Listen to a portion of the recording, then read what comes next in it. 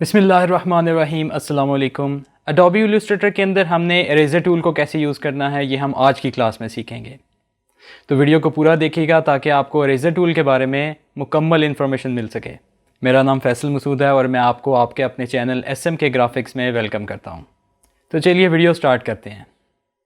बिस्मिल्लाहिर्रहमानिर्रहीम। हमने इलस्ट्रेटर के ऊपर एक न्यू डॉक्यूमेंट को ओपन कर लिया है और आज हम यहाँ पे इरेज़र टूल को सीखेंगे। आपको अडोबी इलस्ट्रेटर के अंदर इरेज़र टूल यहाँ पे मिल जाता है। आपको उसका आइकन कुछ इस तरह से नज़र आता है और इसकी शॉर्टकट की ई है। अगर आप नए इलस्ट्रेटर के अंदर हैं तो शिफ्ट ई दबाएंगे तो आपके सामने इरेज़र टूल ओपन हो जाएगा। अब इरेज़र टूल को यूज़ कैसे करना है। इरेज़र टूल को आप मुख्तलिफ़ किस्म की शेप्स या आर्ट वर्क को काटने के लिए यूज़ करते हैं। जैसे फॉर एग्ज़ाम्पल मैं एक शेप यहाँ पे ड्रॉ कर लेता हूँ। मैंने एलिप्स टूल लिया और यहाँ से मैंने एक सर्कल ड्रॉ कर लिया। मैं इस सर्कल के अंदर कुछ कलर को फिल कर देता हूँ और मैं यहाँ से इरेज़र टूल लेता हूँ और इरेज़र टूल लेने के बाद मैं क्लिक एंड ड्रैग करता हूँ सर्कल के ऊपर से। तो देखें उसने क्या किया, उसने इसके दरमियान से उस शेप को रिमूव कर दिया और इस शेप को कन्वर्ट कर दिया दो इंडिविजुअल शेप्स में, और मैं इन शेप्स को अलग अलग मूव कर सकता हूँ। मैं इसको अंडू करता हूँ और मैं इस सर्कल को कॉपी कर लेता हूँ और मैं इन दोनों सर्कल्स के अंदर कोई ना कोई कलर फिल कर देता हूँ।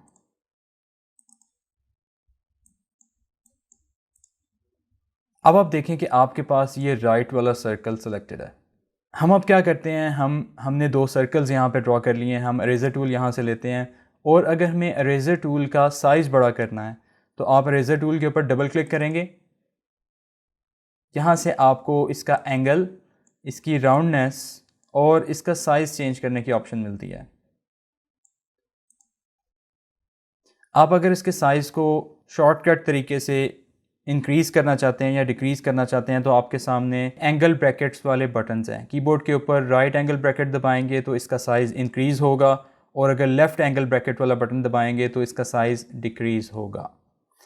अब हम क्या करते हैं, हम एक काम करते हैं कि हम इन दोनों शेप्स में से एक सर्कल को सिलेक्ट कर लेते हैं और जब हम इरेज़र टूल लेते हैं और इसके ऊपर क्लिक एंड ड्रैग करते हैं तो देखें उसने क्या किया, जो आपका सर्कल सेलेक्टेड था उसने सिर्फ उसको काटा, दूसरी शेप को उसने नहीं काटा।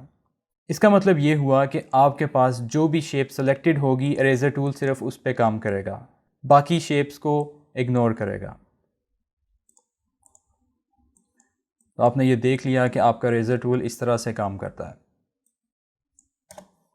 अब मैं आपके सामने एक और सर्कल ड्रॉ करता हूँ और सर्कल को ड्रॉ करने के बाद इसके अंदर मैं कलर फिल कर देता हूँ। इसका मैं स्ट्रोक यहाँ से नन कर देता हूँ। अब मैं इरेज़र टूल लेता हूँ और इरेज़र टूल में आने के बाद इसकी ऑप्शंस में आता हूँ और मैं इसकी जो राउंडनेस है वो 100% कर देता हूँ और इसको ओके करता हूँ। अब मैं इसका साइज़ थोड़ा सा इंक्रीज़ करता हूँ राइट एंगल ब्रैकेट से और अब मैं शिफ्ट दबा के इसके सेंटर से शिफ्ट दबा के क्लिक एंड ड्रैग करता हूँ। ठीक है, तो देखें उसने इस शेप को दो पीसीज में काट दिया है और अब अगर मैं इसके अंदर कुछ टाइप करना चाहूँ तो मैं टाइप करता हूँ। मैं इस टेक्स्ट को सिलेक्ट करता हूँ, इसका साइज़ इंक्रीज़ करता हूँ और मैं इसका फ़ॉन्ट चेंज करूँगा। यहाँ से मुझे जो फ़ॉन्ट अच्छा लगता है वो मैं यहाँ पे अप्लाई करता हूँ। इसके साइज़ को भी एडजस्ट करता हूँ और इसको उठा के सिलेक्शन टूल की मदद से यहाँ पे प्लेस कर देता हूँ। मैं इसका साइज़ थोड़ा सा इंक्रीज़ करूँगा। अब मैं इसके अंदर जो है वो कलर चेंज करूँगा। मैं आई ड्रॉपर टूल लेता हूँ, आई ड्रॉपर टूल क्लिक करता हूँ तो ये देखें हमने एक सिंपल सा लोगो तैयार कर लिया इरेज़र टूल की मदद से। इसको मैं सेलेक्ट करके कंट्रोल जी से ग्रुप कर लेता हूँ। बिल्कुल इसी तरह हम दूसरी शेप्स के साथ भी एक्सपेरिमेंट्स कर सकते हैं।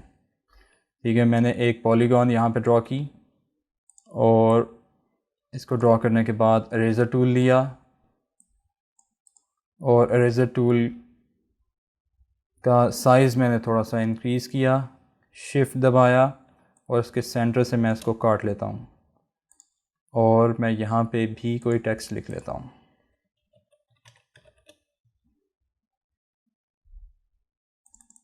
मैं इसका फ़ॉन्ट बदलता हूँ और मैं इसका साइज़ इंक्रीज़ करता हूँ और इसको सिलेक्शन टूल से क्लिक एंड ड्रैग करके यहाँ पे प्लेस कर देता हूँ। इसको सेलेक्ट करके कंट्रोल जी से इसको ग्रुप कर लेता हूँ।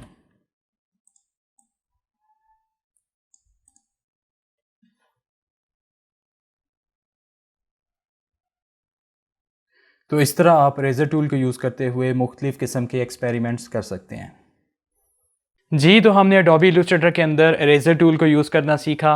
आपसे बहुत जल्द एक नई वीडियो में मिलूँगा इंशाल्लाह। अपना ख्याल रखिएगा। Thank you very much. अल्लाह हाफ़िज़।